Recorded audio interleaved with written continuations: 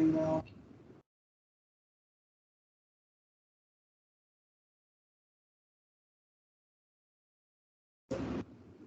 Okay.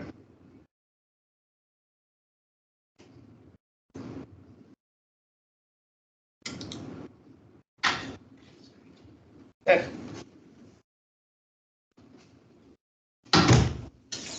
And then are you able to? Okay. Hit the little share icon. Yeah.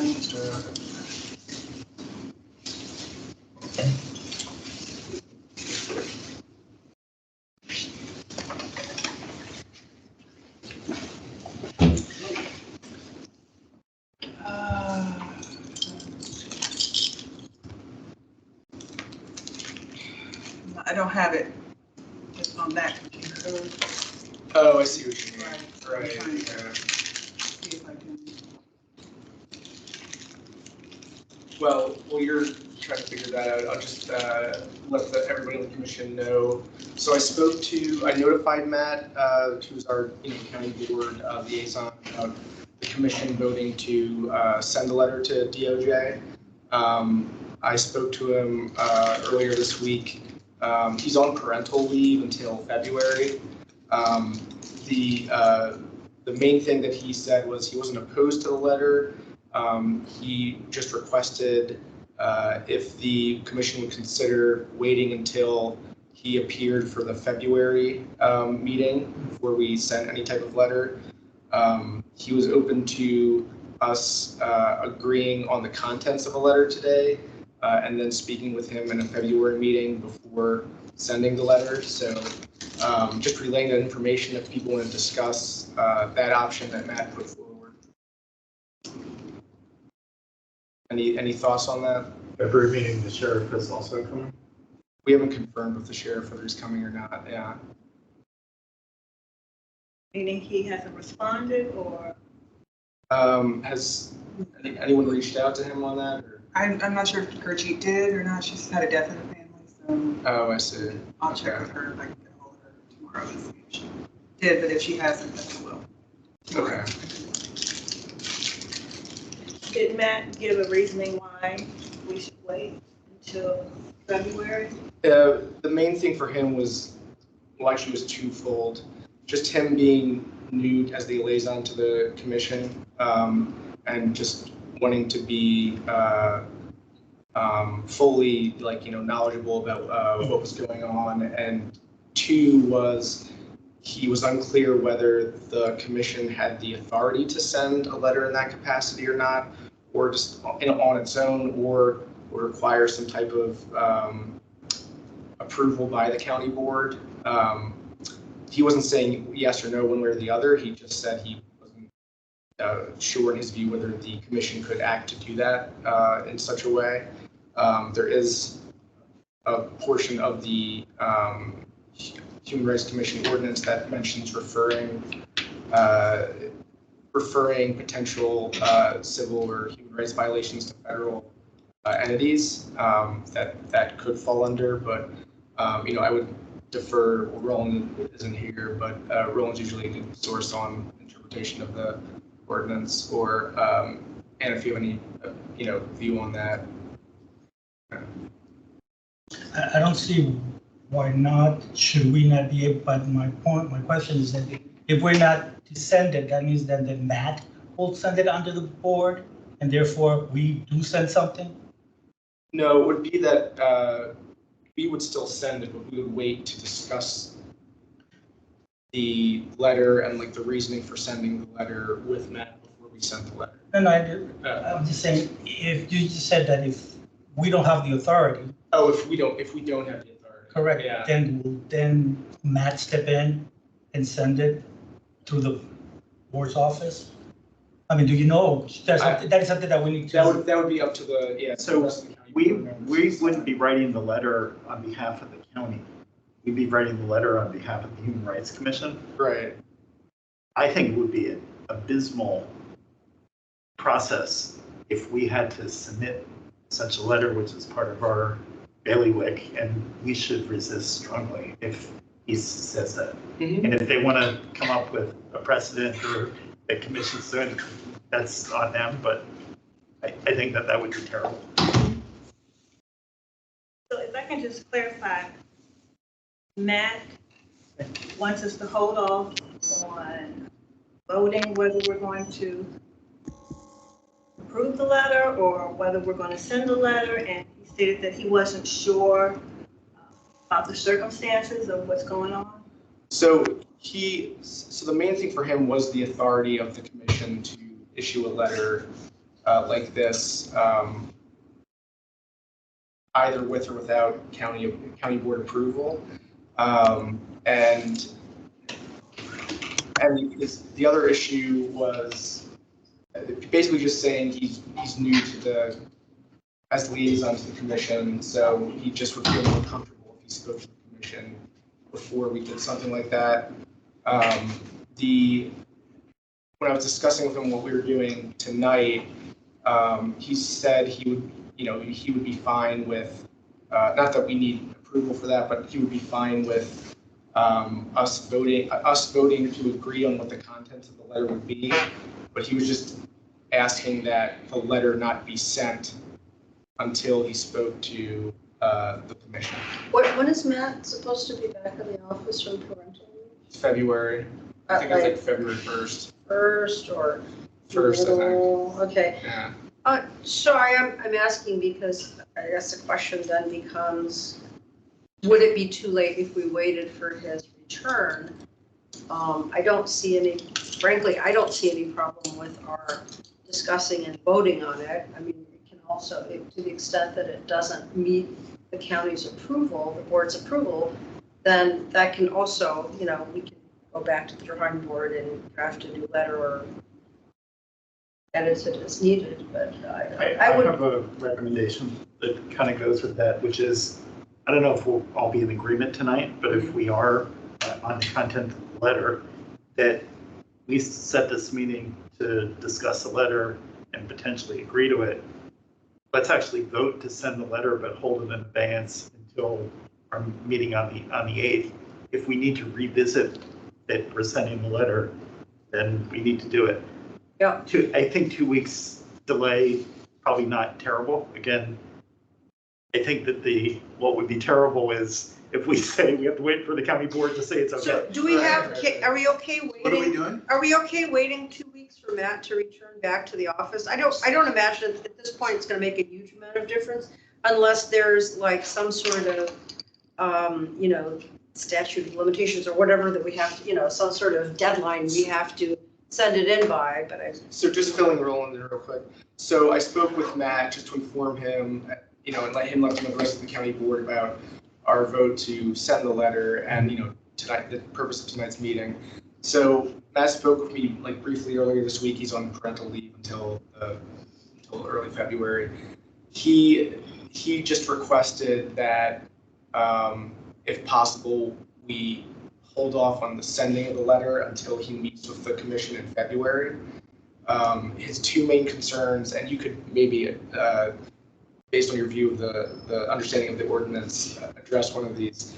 His two main concerns is one, just generally being new to the position of liaison and being familiar with the commission and the letter and purposes and discussion behind everything.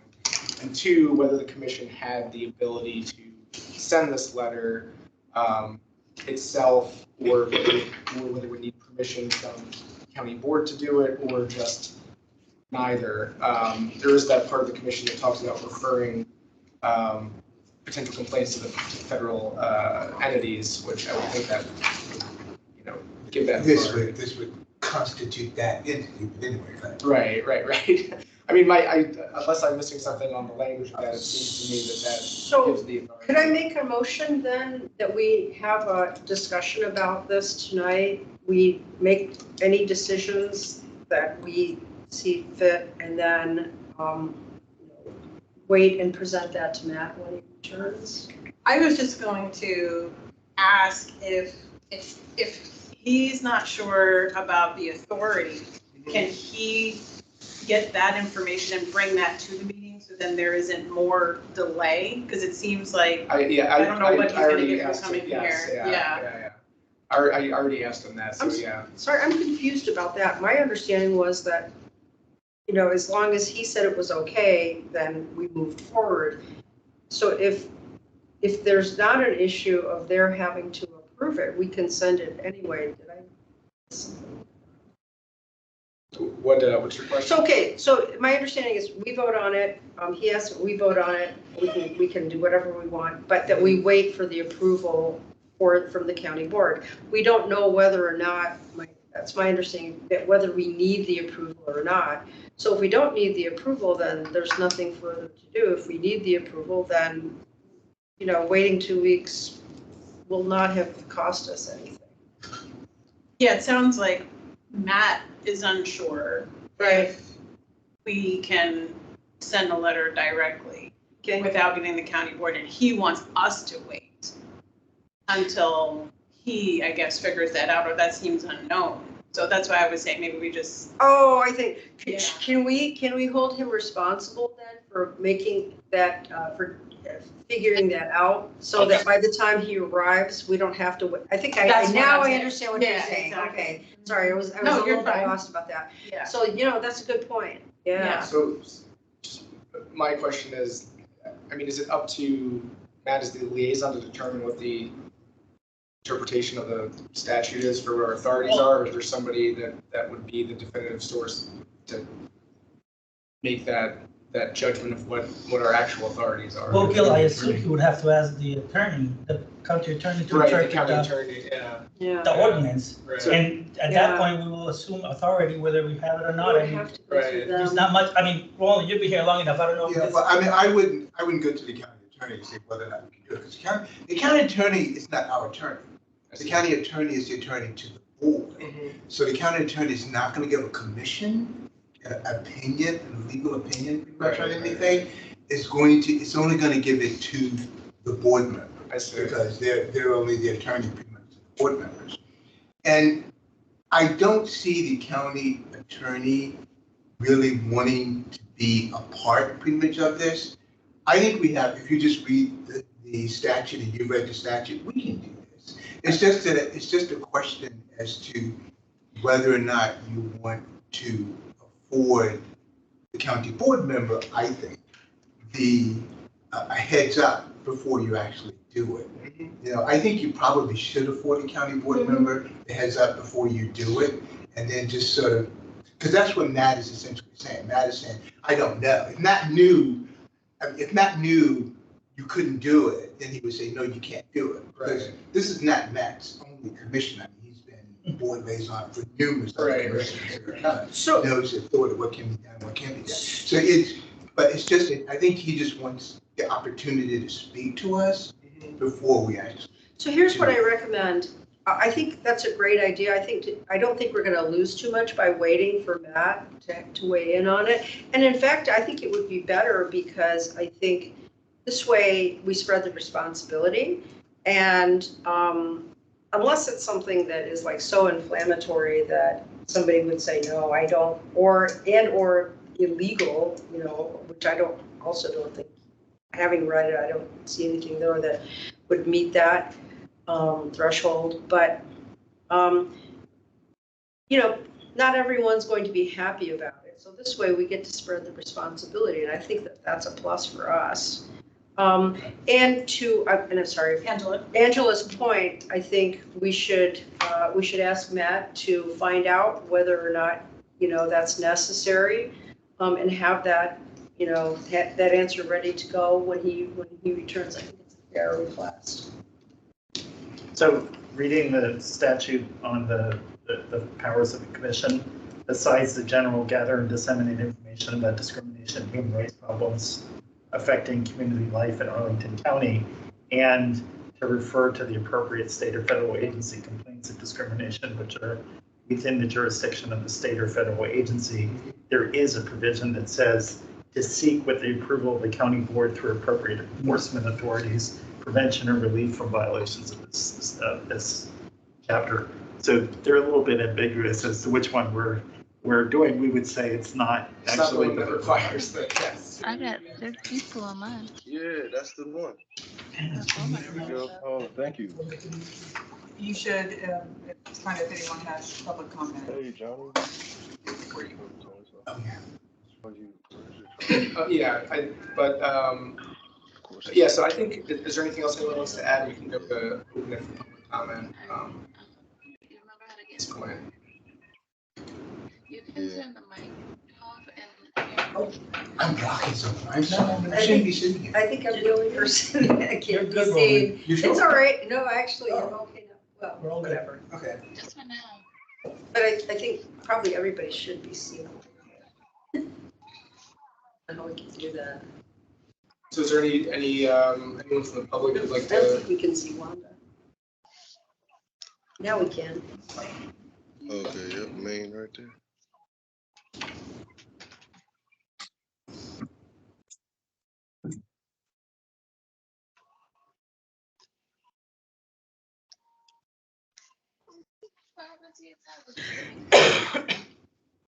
Okay, so I guess that's no, okay. No public comment? All right, so I'm just going back to the part of the ordinance, like so yeah, there's the two ones that make it kind of ambiguous. The one is to seek, with approval of the county board, enforcement of authorities, and the other one is to refer, and that doesn't include the approval of the county board, to refer complaints of discrimination, which is in that jurisdiction.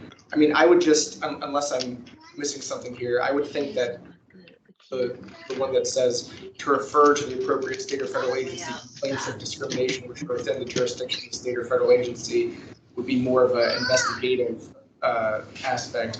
While the previous one that says seek with the approval of the county board for appropriate enforcement authorities, prevention or relief from violations of this chapter, to be more, again, of as it says, a request of actual enforcement to provide prevention or relief. In this case, I think we're clearly in the arena of the second part, which is asking for an investigation as opposed to some type of immediate prevention or enforcement action from a federal agency, unless anybody is viewing that differently. So that may be the part that Matt is most, concerned about. Yeah, and if you go back to this, if you go back in the statute to the section that deals with findings of discrimination, and the commission has found discrimination, and the commission wants to enforce it, it says you have to go to the county board, which puts it pretty much in play with that. I think that's in reference to that if we want to actually enforce a finding here, that we would have to go to the county board, because then that involves going into court.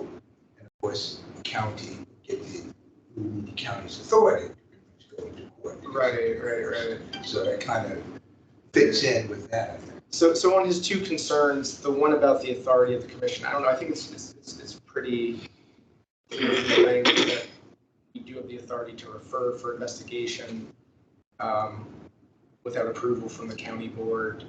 But to a second concern, just like you were describing, the courtesy discussion or meeting before it's sent out, I would just go back to thoughts on Stefan's suggestion about approving a draft letter today, but holding abeyance until that February 8th discussion with Matt. Any thoughts on that?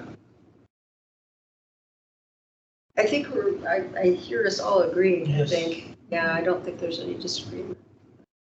Is there any motion in support of that? I'll make a motion to go ahead and have a conversation about what we want to put in the letter, and hold it until Matt's return on February 8th? The meeting's February 8th. And on February 8th, and I'm assuming he's going to be attending that meeting, right? He said he would attend. Okay.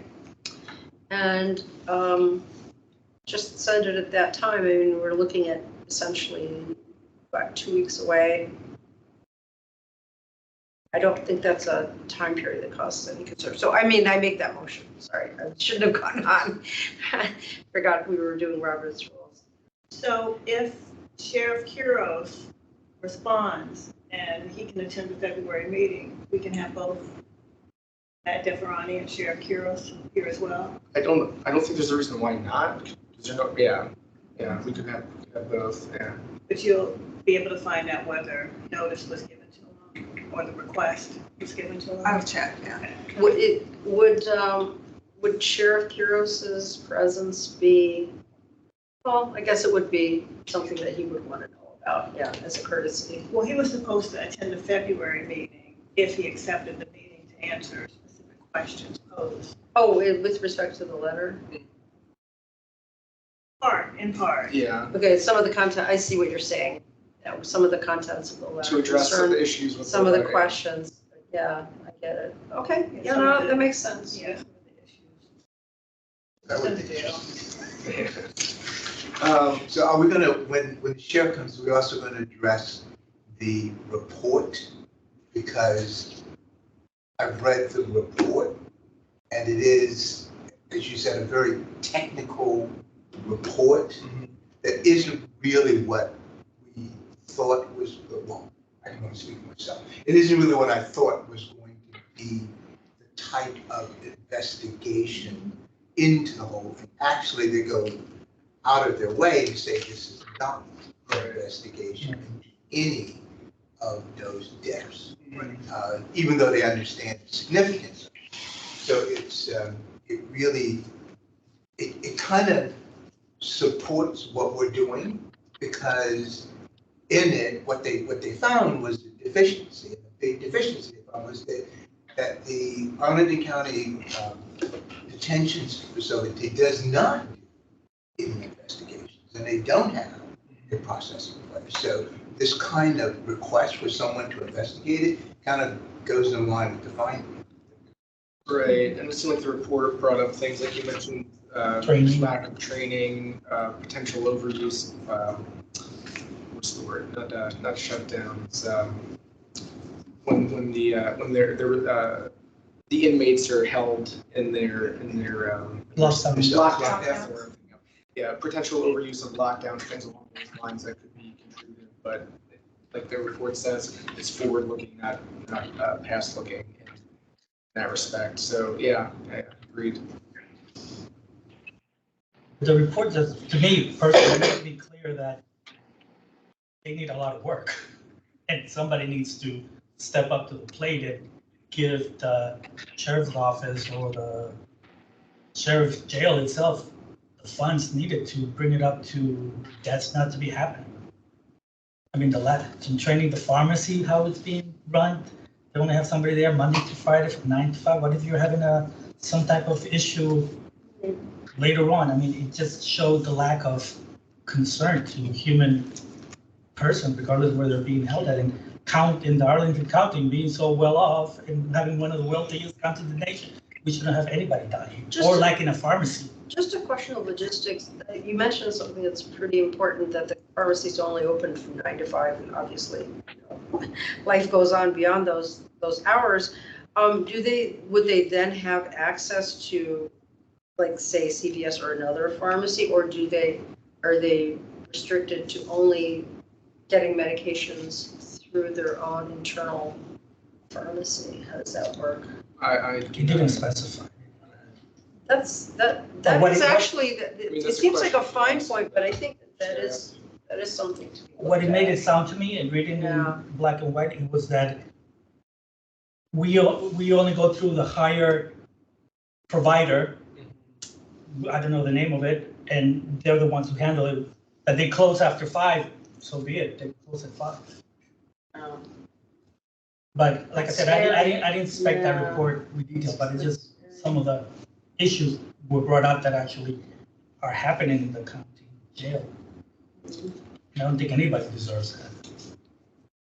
So returning to the motion that Fatima made, if we could could you like repeat it? Just Okay. make it more concise. If I remember it. So I'm going to make a motion that we continue to discuss the letter as is, make any changes or edits necessary, agree on the final version tonight, and then hold that version until we have a meeting with Matt review it with him again at that time. And that should also, I would imagine, not preclude us from making any edit, or is this even, well, no, never mind. I'm going to keep it simple. Making it far more complicated and asking myself questions. So we're gonna go ahead and agree on the letter, whatever we come up with tonight. We're gonna hold that. And then for our meeting with Matt on February 8th, and then Matt is going to, at that time, approve it if necessary, if county board approval is necessary, and if not, then we just send it off at that time. Does that make sense? Is that okay? That was a lot. That's Sorry. Yeah, that's a little. It's a long motion. And you put so many ifs in there that I don't think we're gonna get I'm anywhere. sorry, that was my bad. I shouldn't have done that. That was my thinking out loud. Forget that. I think something a little more simple would be if we would consider the letter and vote to approve or not to approve the letter, but we will not send it out until after we have the meeting on. I'll entertain any motions for. I like your motion better. It's much simpler. Let's go with that. Motion for the motion. Any seconds? Second. Okay, all those in favor? Aye. All those opposed? Okay, motion passes. So with that, we can take a look at the original share screen. So, so this is the letter with Stefan's edits. And we can potentially switch back and forth on the review tab to the original. But if people have a chance to look at the original versus the edits, does anyone have any comments on just in general or views on the suggested edits for Dance? I looked at the edits and I think they're great. I don't have any oppositions to cons of edits. I think Stefan did a great job. I thought Wanda did a great job of drafting the letter. It's easier to edit than just draft, so thank you. You both did a great job. Stefan's edits were great. Thank you. Could we just go through it again real quick just to make sure that or should we, can I recommend that we just read it out loud? Is that okay? Sure. Okay. Do you mind? I'm happy to read it. Okay. So, dear Assistant Attorney General Clark, the Arlington County, Virginia Human Rights Commission has been made aware of potentially severe human as well as civil rights violations in the Arlington County Detention Facility, ACDF. We are concerned that those incarcerated may be at risk of death and severe harm by ACDF staff. Over the past 8 years, the nine people have died while in the custody of the Arlington County Sheriff's Office. One of the deaths resulted in a $10 million lawsuit against the Sheriff's Office, which the parties settled for $1.3 million in February 2023. The Arlington branch of the NAACP wrote a letter requesting that the Department of Justice Civil Rights Division investigate the patterns and practices at the ACDF. The Arlington branch NAACP letter dated March 15, 2022, informed the division of inadequate medical and mental health care in ACDF, which had at that time resulted in 7 in-custody deaths. Since then, there have been 2 additional deaths. That request was renewed recently on December 18, 2023 by the NAACP National General Council. Life is the most fundamental and precious human right, should not be taken simply, because maybe you should say taken lightly, because I don't know. Anyway, Simply makes more sense. So simply, okay, I've never heard it referred expressed that way, but it's not an important point. Because someone is detained at the ACDF, the sheriff and his staff have a duty to provide health care for those who are brought to the ACDF regardless of the circumstances, which resulted in their detention. Unfortunately, there remains a lack of public transparency regarding the local investigations of the civil rights deprivations of Arlington detainees and joins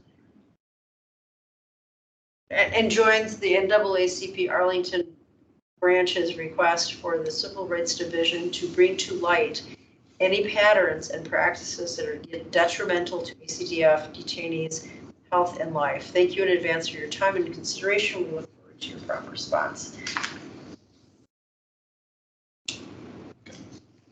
Any suggestions? Where you pause, there actually should be a comma after should not be taken, comma, simply because someone is brought. It's not taken simply, it's taken comma simply. Yeah. Oh, okay. It's Yeah. just like, Could we thank you. add- That just didn't really, human rights should not be, a person should. Could we add a comma there? It's most where it says, fundamental and precious I human don't have right to and say should not be it, taken. it's read only. I can Taken, yeah, so you're right, because someone is detained, then that makes sense. I can make the edit on mine and just, yeah, okay. Any other suggested edits? I think it looks good, sounds good to me. I think it does too. I had a qualification that I wanted to put, I think, in the next to last paragraph. You'll give me a second to read. Unfortunately, means that I something about healthcare. And I think I wanted to qualify the healthcare.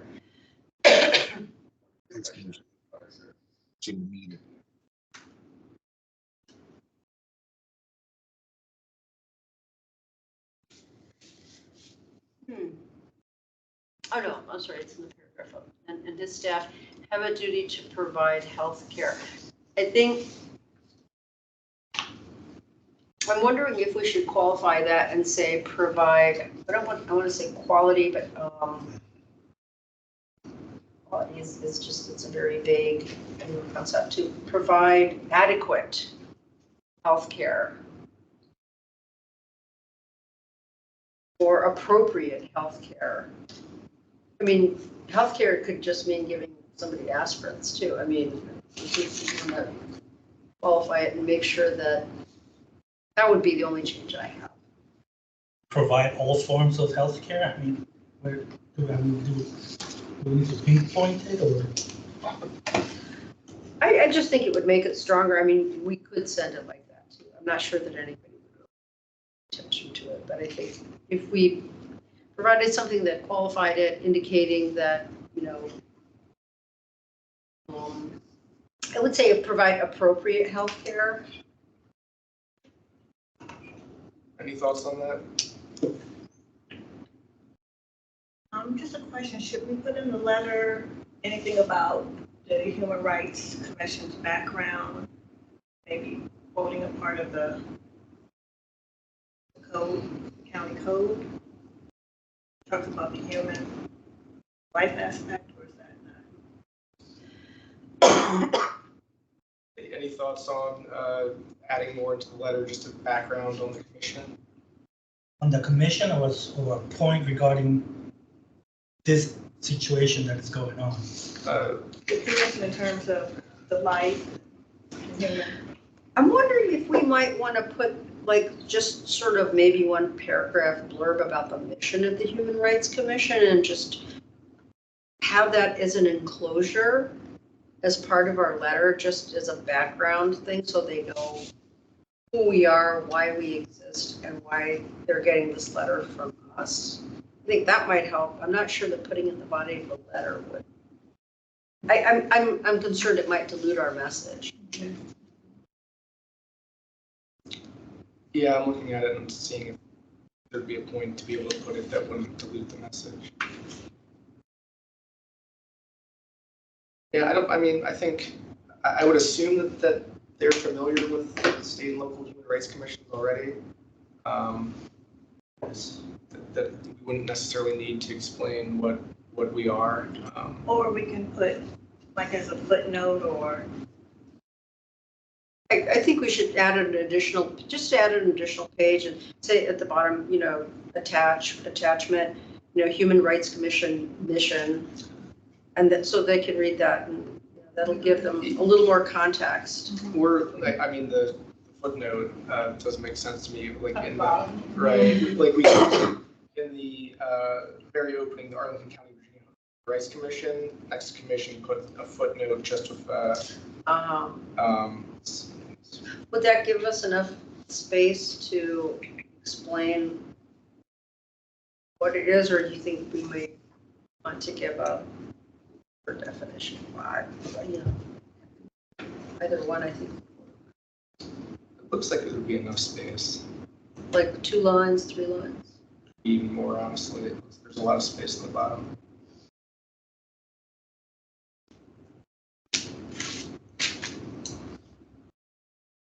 I have a question about if the sheriff were to come next meeting.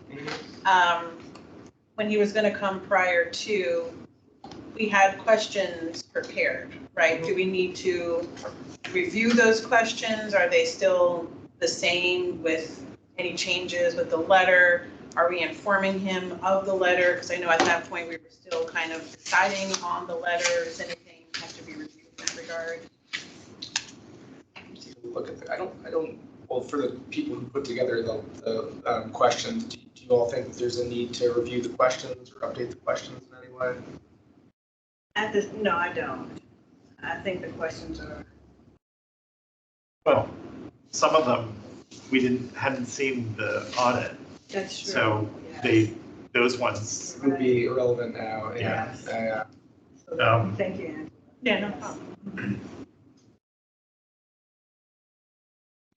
I mean, like, did any NIC recommendations relate to changes in policies or procedures? We can know that from reading it, but we can ask him if so, what were they, what have they been implemented? But we have the report, so the first 3 questions need to be changed, I think. Right.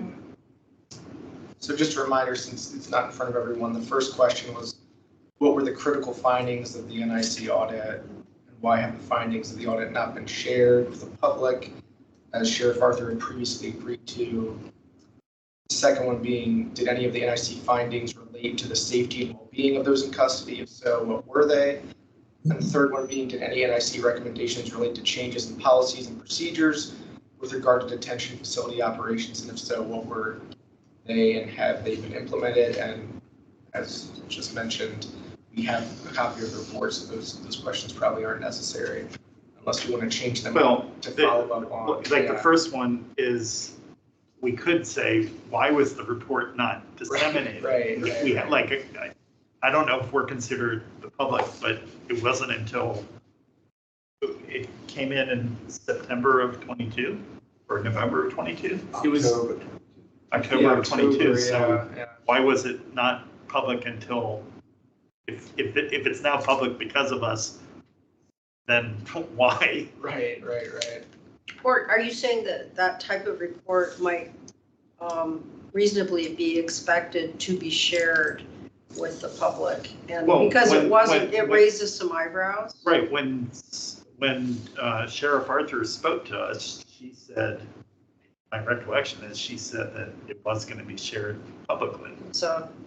It wasn't. There was the thing in March of 23 with the board. That wasn't really a public dissemination. It wasn't, I don't know if them giving it to us now is a public dissemination, but.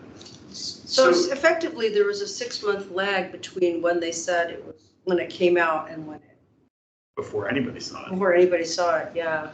So before we move on to the questions, we can go and change up the Finish questions. the letter Let's see if we can finish up the letter.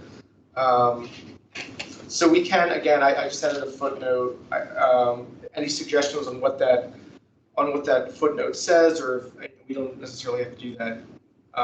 Because we're just talking about a statement saying what the commission does. That could just be something typed up later and then inserted in. But any suggestions on what that should say?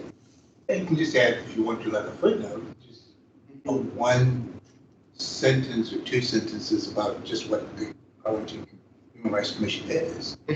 That's it. Okay. I mean, I can add that in and just disseminate to everyone through email. I don't think that should be too much of a controversial text. Okay, so we're going to put that as a footnote, right? Not at the bottom. We'll put it as a footnote, so it'll just be at the bottom as a footnote. Okay.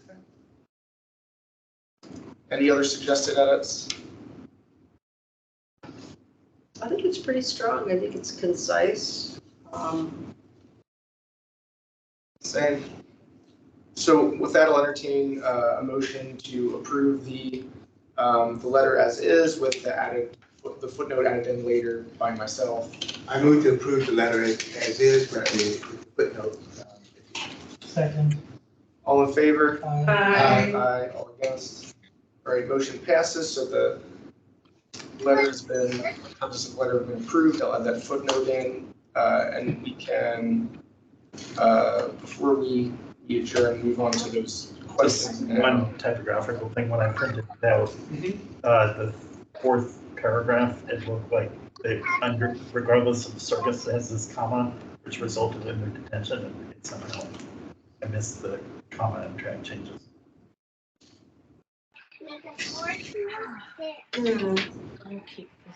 Let me see, I got the comma there, I Yeah, can't that's see a it. period. Oh, is it, okay, I can't see it from that distance. That's what I thought, it Yeah. looked that over here, it was too far away for me to see. Oh, yeah, that became a period. The other thing is, why isn't that on the same line? It looks Yeah, like, It's because that was a, yeah, okay, all right, I've added that. Yeah. Okay, so just moving on to the. but before you do that, just a quick question, and I was trying to ask this in my thinking out loud, which is that if we have any other changes, if we look at it again and say, oh yeah, you know what, we should have added this, or, you know, something else comes up in the interim where we decide that that should be added, that can of course be done, but how would that actually, can we do that? I think I asked this question before. If we as a board decide, can we make decisions in email, and if, as long as those decisions are unanimous, we can, No. okay. No, because of the public, yeah, the public. The public, okay, yeah, got it. nature of the, Okay. yeah, commission. Okay, you answered my questions. So moving on to the questions for the sheriff. The first question originally was about the release of the report. So any suggestions on if we change that to a question about why the report wasn't released until the commission requested it? Any suggestions on how to word that? What was it? I forgot what was the question with that? The question that originally was, let me just delete it. It was, what were the critical findings? But the part that was key says, why have the findings of the audit not been shared with the public? The sheriff author had previously agreed to. I mean, I could just simply change to why weren't, like, just changing the tense, the findings of the audit shared with the public until, you know, yeah. But it's a different thing is, in your mind, what were the critical findings of the report? I mean, it's 45 pages. What was your takeaway? Right, we can have that, okay, so having questions saying why weren't the findings of the audit shared with the public until the commission requested it, and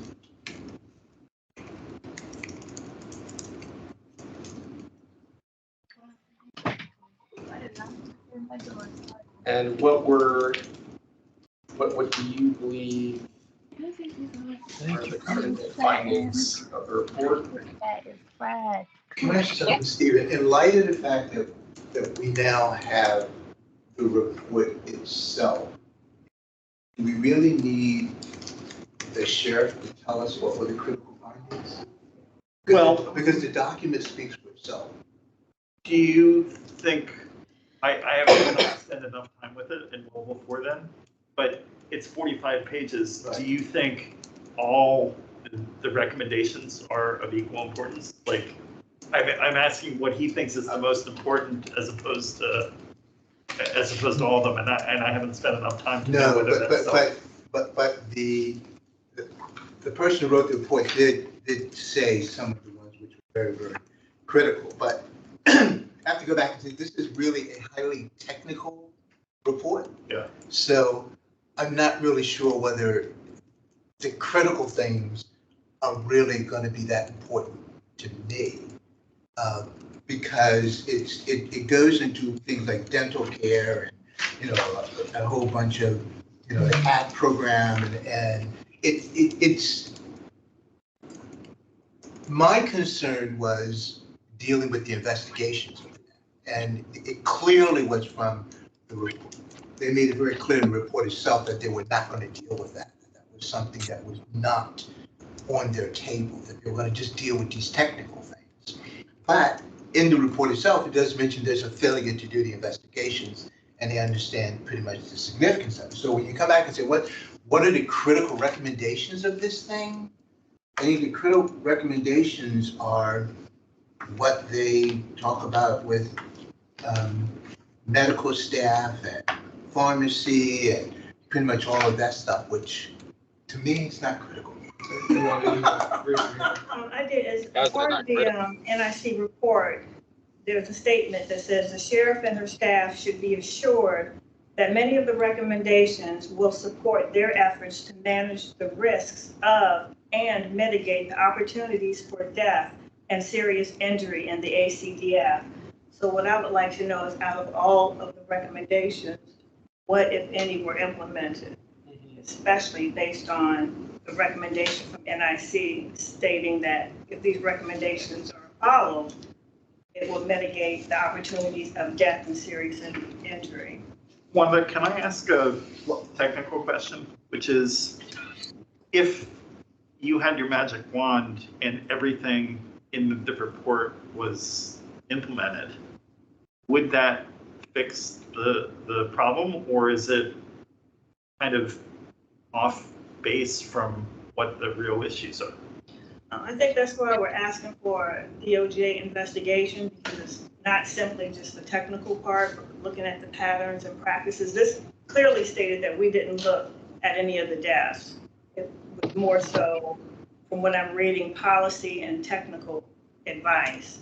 So I would argue that we would need more, because this doesn't cover. This is just from the technical aspect, from what I'm reading, from the medical aspect, but there are other areas that the Department of Justice, who specializes in these patterns and practices, could do a more deeper dive.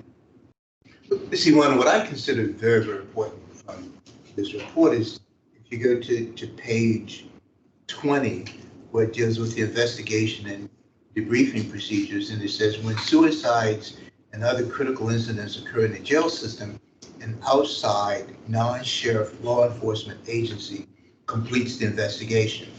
Having an outside law enforcement or other justice-affiliated agency investigate these kinds of incidents is standard practice around the country.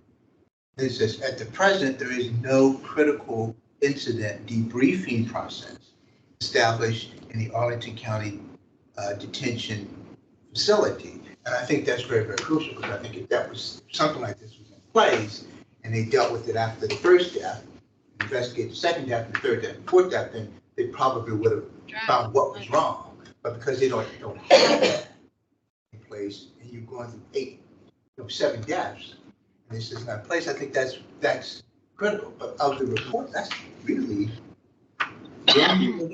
that's very, very crucial. And it kind of justifies the Justice Department coming in, because it's clear from this report they don't have any means.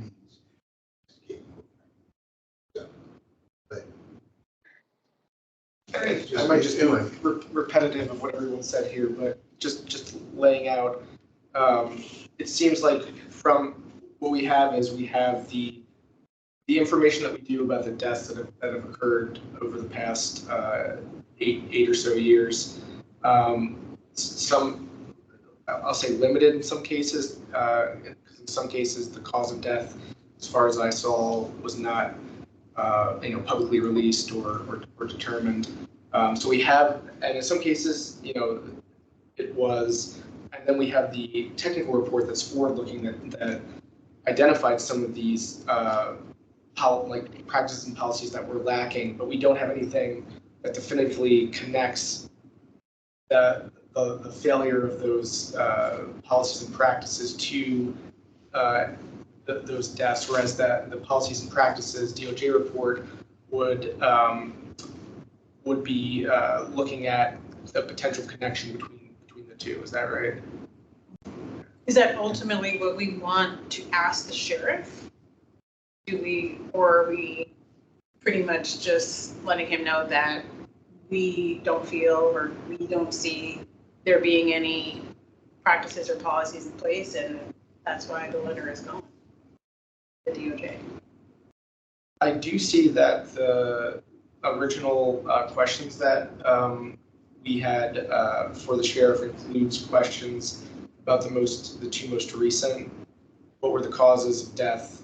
The two most recent inmates who had died. Has the medical examiner released their findings?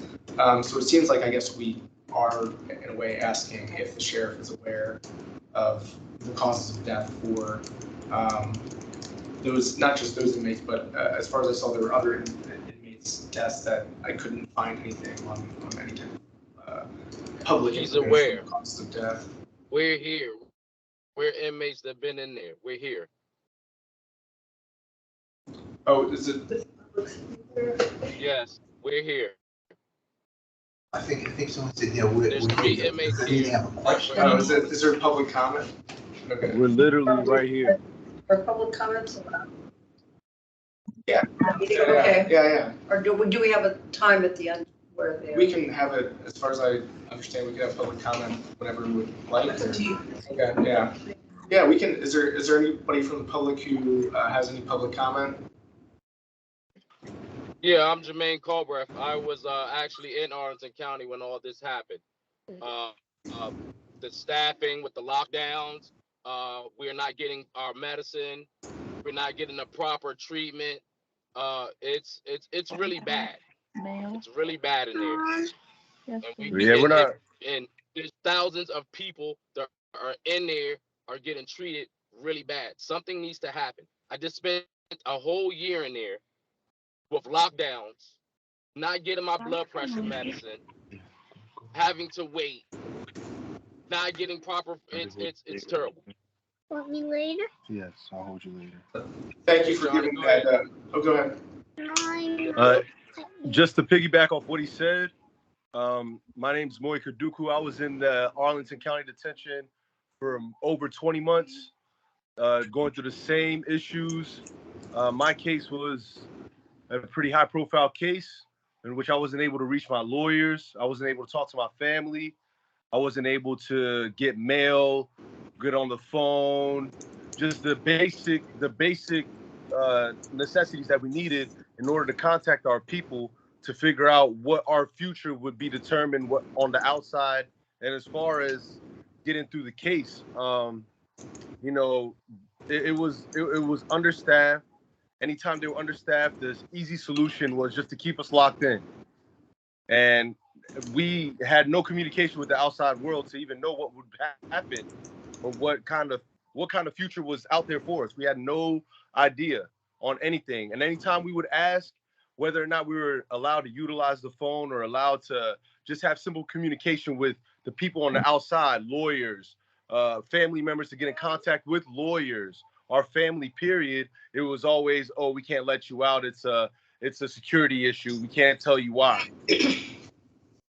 How is that an explanation when you have one of the most highest paid or the most funded jails in America, to be quite frank, and definitely in the Northern Virginia region?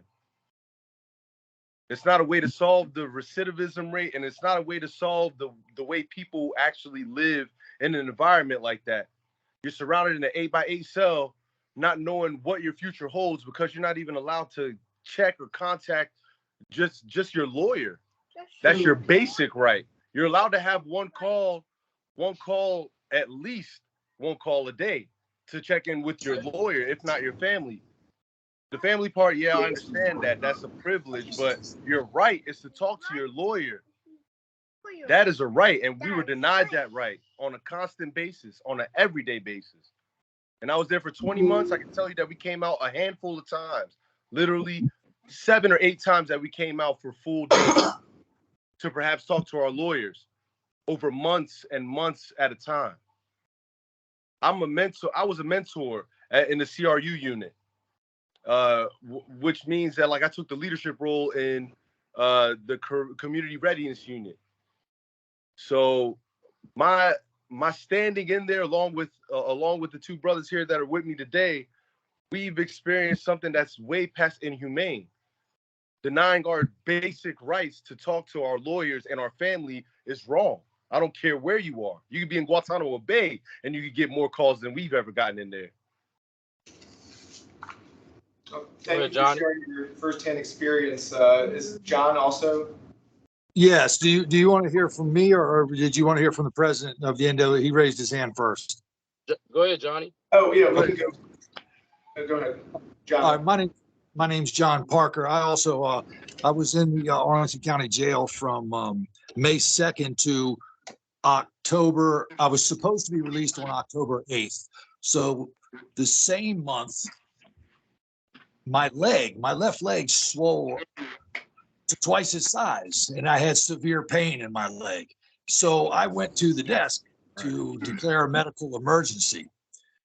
So the nurse finally came upstairs on this medical emergency. This is after several minutes. All of this can be confirmed on the camera system.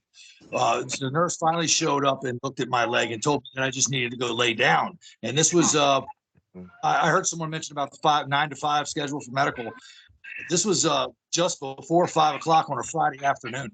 And I was told to just go lay down, that nothing could be done for me for the whole weekend. So I stayed in my cell in my bed all weekend and could barely get up. The leg had swollen and I was gasping for breath. Monday morning, I finally made it to medical. The doc looked me over, prescribed me some blood pressure medication because my blood pressure was elevated. Naturally, I'm gasping.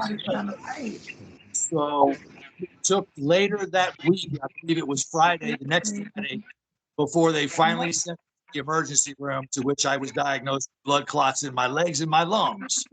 He's not supposed to move. There you go. I was going to be number 10.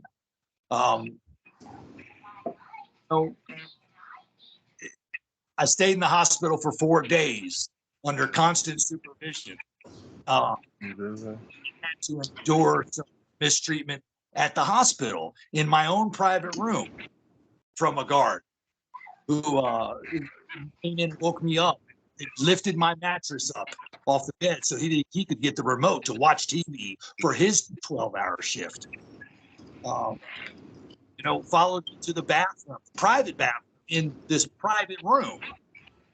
Made me leave the door open so that he could watch me bathe myself. These are just a few examples. A day and a half after I came back from the hospital, Arlington County decided they was going to release me. I guess they didn't want my death on their hands. I was held 45 extra days in Arlington County jail. Past my state from corrections. I wasn't even supposed to be there. And I can't find any legal representation for that. I can't get those 45 days back when now my health situation having deteriorated as bad as it is with clots in my lungs, man, 45 days, that's a long time for me. They do so much to a healthy person. So, as I was a mentor in the readiness unit, as was Mr. Culbreth. So all of us were trying to do something with our lives. Trying when we could get out of ourselves. So that's all I got to say for now. And I can go on for even longer with the mistreatment and the lack of management at that facility. That is a horrible place on earth. Did you have a question? Yeah, John, I have 2 questions for you. It was made on October of what year? And then the second one, I thought we had heard that the pharmacy closed at 5 on Friday, but is there no healthcare over the weekend beyond the pharmacy? There's people there in medical clothing. Is there healthcare? I don't know. At the jail. I mean, there's people there, but it's nice. It's a nurse that's going to wheel a little blood pressure machine up to your pod if you're lucky. And she's going to tell you to lay down. They might give you some aspirin. If you're lucky, you'll get the aspirin. It's horrible. This was on a Friday that this happened, and I had to stay all weekend like this. And it's ridiculous. And also to answer your first question, that was this year. So May 2nd, 2023 until November 22nd. I was there on a violation of probation, and I served a 6-month sentence. Okay, so I just have a follow-up question on that. With respect to the pharmacy facilities or whatever they have to offer. You're saying that beyond, it's only available from 9 to 5, and they could not or would not find medication for you. I was After given that. no, correct me, I was given no medication, ma'am, none Okay. in the severe pain. I couldn't even walk. Okay. All it's seen on camera, everything that I say to you it was recorded on video camera, so everything can be Okay. backed up. That's concerning. Thank you for sharing that. Yeah, and just not saying when I say 9 to 5 for healthcare, I'm speaking about a doctor. I was told prior to 5 o'clock on this Friday, this incident occurred, and I stumbled up to the desk. They said, well, the doctor's already gone for the day. There was just a nurse there, and what, I mean, I don't even know what she's there for. You might as well, they could have kept that money and put it towards something more useful, fix some potholes in the road or something. She didn't do anything for me at all. Told me to go lay down. That was the plan. Lay down till Monday. Any other questions for anyone who's spoken from the public so far? If not, we can move on. Is that Mike there? Mike, I think you're next. Okay, great. Just want to confirm you all can hear me. Yes. Can you speak up just a bit? Yeah, I'll try my best. And I apologize that I'm not on camera. Can you hear me a little better now?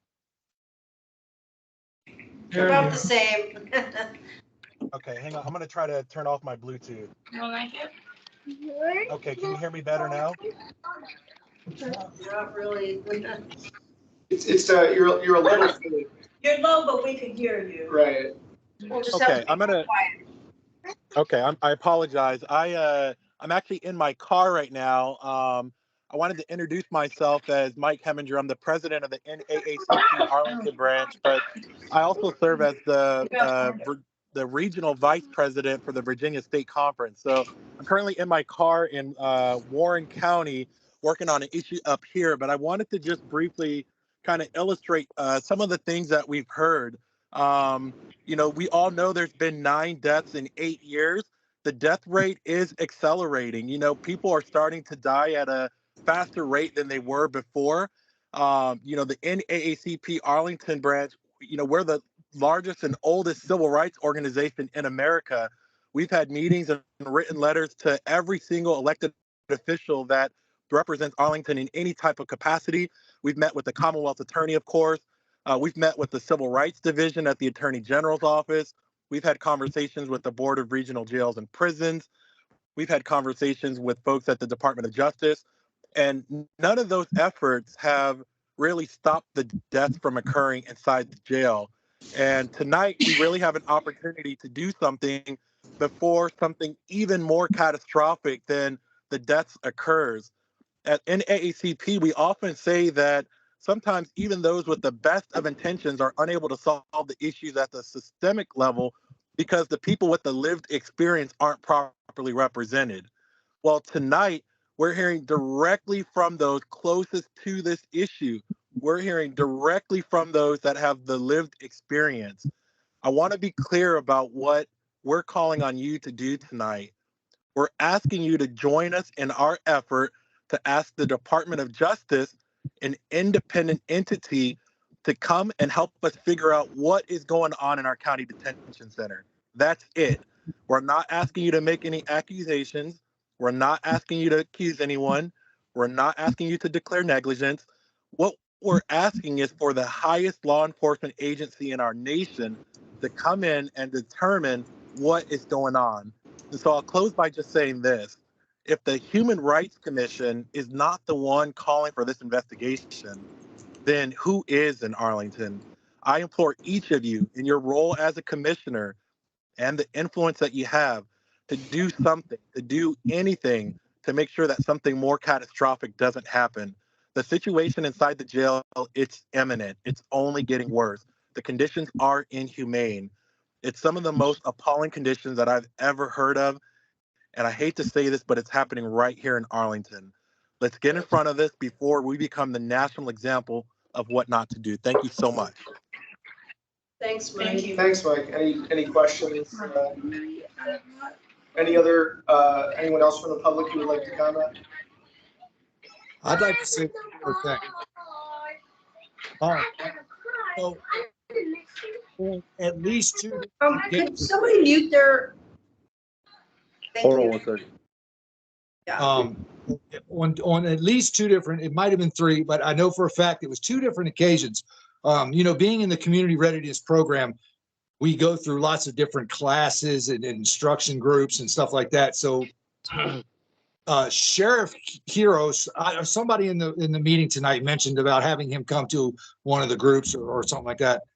And I think that would be, I think that's a good idea because I would like for somebody or other people in the public to be able to see his response and reaction, because I know this response and reaction that we get inside the jail when we would have our ceremonies, or we would have our graduations, and the sheriff would show up and man, he looked great, and he'd show up with his staff, and he'd put on a nice dog and pony show, and we would raise our hands. And I know Mr. Culbreth has asked him as well, Sheriff, we're having some problems here in the jail, and can you help us with this, or can we talk about this? Can we meet with you just as a group to discuss issues and how we can help you solve them? And the sheriff would always give that perfect response. And guess what? The sheriff never came around to talk to us. Sheriff, If any response at all. If any response at all. Only at our ceremonies, and he was like a robot. He said just what needed to be said, and it was perfect. So I think it's a great idea for Sheriff to be here, because I certainly would like to confront him now that I have on different clothes. That's all I have. Thank you. And just to clarify to those of the public who are present, so we're going to be requesting that the sheriff appear at the next meeting, which is February 8th. We haven't got that confirmed yet or not, but we will be requesting that he appear. And that will be also, just like this is now, a public meeting where members of the public can attend and have public comment. Okay, if there aren't any other public could you repeat the time? Could you repeat the time that it is, February 8th? 7. It's every meeting's at 7 o'clock, 7 p.m. 7 o'clock? Yep, 7 Okay. 7 p.m. February 8th. All right. And just to let you know, before we even got to this point, we took every step, every measure to go up the ladder, up the chain, to follow, proper protocol and getting something done about how the treatment has been done to us while we're in there and the inmates in there, and nothing has been done. And just to say, like, for example, Johnny just spoke on how he was not properly taken care of during medical issues that were very, very life-threatening, that really nothing was done about. Instead, he was made a mockery of, which is the thing in Arlington County Jail when it comes to emergency stuff like that. People's health goes crazy in there. I've never had high blood pressure in my entire life. I get in there and all of a sudden I have high blood pressure. I'm there taking pills and stuff like that. Never have I ever had that in my entire life. And I know exactly what he's talking about, and what we've been through there is not what any human being should be going through at all, in jail or not. So, I mean, just to let you guys know that treatment has not been fair at all whatsoever. Yes. Something has to be done, because if nothing gets done here, there will be another death. And that's not what we want to see. That's not. People don't deserve at all. it. They don't. I understand if you break the law, you pay the consequences. Understood. Right. Understood. But you do not get treated like a caged animal. You do not. I'm home now. My dog had more freedom than I had. This is just not right. You have people upstairs on 11th floor have mental issues. You have deputies cussing them out. Deputies not giving them their food when they need. They give them the food when they want to. That is not right. Unacceptable. You are a professional deputy. You need to do your job. You signed up for it, you do it. The medical staff, Duco, can you mute it in the back a little bit, brother? The medical staff, you guys are here to help us. I had my blood pressure was skyrocketing. 100, it was 1.8, what was it? Sweet? 152 over 80 something. 152 over 80 something. I have all this written down. The lady came to me, she said, Mr. Colbreath, there's something wrong. She said, you are a walking heart attack right now. And I said, ma'am, I feel fine. They took me down there. A couple minutes later, they put me on lisinopril and HTZ, high blood pressure. There was times that I did not get my blood pressure medicine. I'm waiting. I'm supposed to take my blood pressure medicine at 8 to 9 in the morning.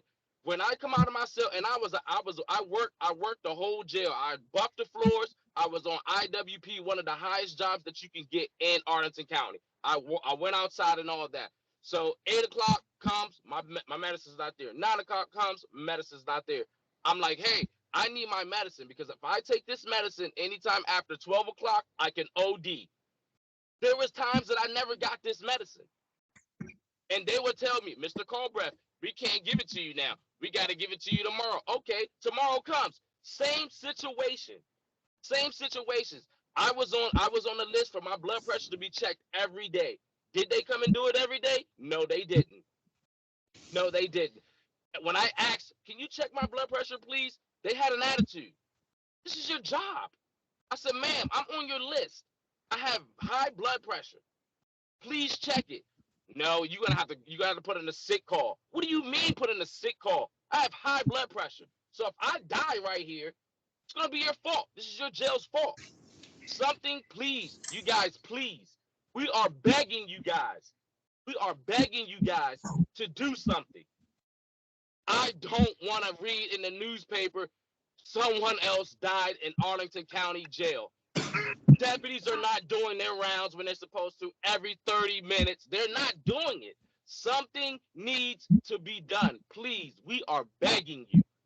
And these are 3 gentlemen that lived it. I lived a year in there. Mr. Parker lived 6 months. Duco lived 26 months, 22 months in there. We are living people telling you right now what's going on. And Mr. Heminger, thank you. Thank you. Thank you, Mr. John, were you Thank you, sir. raised to add something again, or? Oh, no, I'm sorry. You still had a raise from before? Okay. I apologize. Thank you. No problem. Okay. Thank you very much. Thanks all three for sharing your firsthand experiences. Unless there's no other comments from the public, I was going to move back on to the questions for the sheriff to approve what those questions look like. Yeah. Okay. So just going through quickly again, we have why weren't the findings of the audit shared with the public as Sheriff Arthur had previously agreed to until the commission requested it. So we mentioned that one. And we are having some discussion about the question of what do you believe are the critical findings of the report? Is there more that you know? No, I mean, I think that's fine. Okay. I would like to ask out of all the recommendations, what has been implemented? That's the other one I have. What, if any, out of all the recommendations were implemented? Does that, any objections to that? So we had somewhere in there, I don't know if I can recall them all, but can we find out when Sheriff Arthur spoke with Sheriff Quiroz providing this report and whether she had started anything, or did she just gave it to him and did nothing? So basically, was there like a debrief or? Correct. Yeah. And when, and did anything start, or was it all on Sheriff Quiroz watch for him to read it and do it? Pretty much, did Arthur do anything or not? But what you said it nicely though. And any comments on that suggested question? No, I just probably would respond when he answers. Okay. Let's see. Did any of, okay, so this one we already, one of the previous questions was, did any of the NIC findings relate to the safety and well-being of those in custody? That was kind of covered. Did any of the recommendations relate to changes in policies and practices? That was kind of covered. But then the question is okay, this is slightly related to if any of the policies or if any of the recommendations were implemented. But the question was that you two wrote up, what new policies and procedures, if any, were initiated after the in-custody death of the most two recent inmates who had died? What specifically did you hope to accomplish with those changes? Do we need to make any changes to that question? We'll keep the question. Just as long as we have the other question, what recommendations for implementing? I have that as well. So I mean, we have both those. What were the causes of death of Miss Oldegeorge and Mr. Gerhard? Has the medical examiner released their findings regarding the deaths? There's been no updates on that, right? There's been no release of information. I haven't. Yeah. Has the quality assurance manager position been or going to be filled? That's been filled. Okay, so that one's already been I addressed. would like to know more about their role and their responsibilities. I know my understanding is they oversee the medical contract and kitchen contracts, but I would like to know exactly, what are the specific duties in terms of oversight? Are there metrics? Are there, how do they measure? So it'd be helpful to know what the role is, the role and responsibility. So I have, what are the quality assurance manager's roles and responsibilities? What are their specific duties? And do they have any data in regards to the deaths or medical care of those in custody? Okay, so not just limited to the most recent two, that's just in general, okay.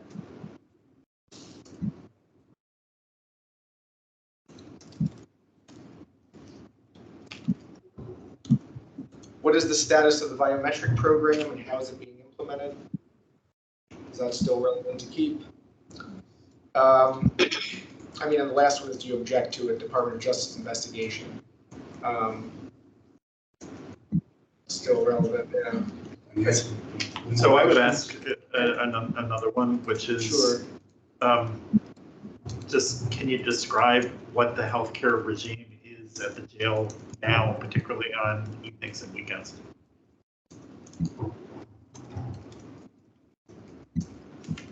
Okay, and just repeating back to you, can you describe what the healthcare regime is in the jail now, particularly on evenings and weekends?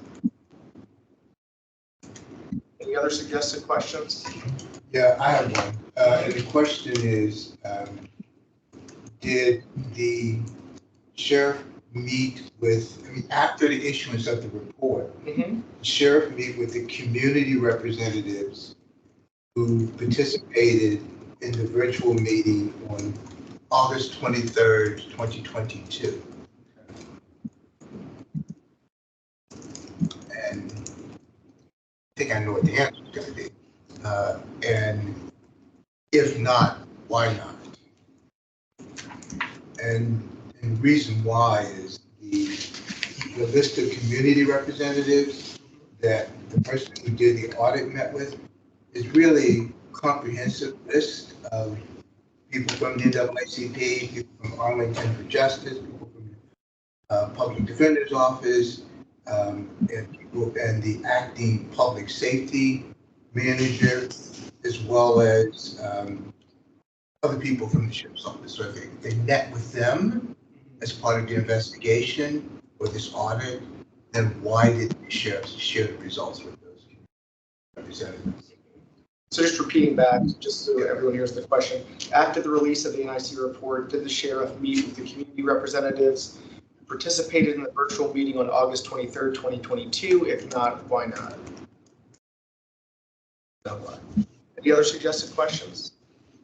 And by the way, Walter, there was an exit briefing But at the exit briefing, the only people who were involved, as I see it, were people from the sheriff's office and actually several people from Arlington County Administration, but no one else. So there was an exit briefing, the results.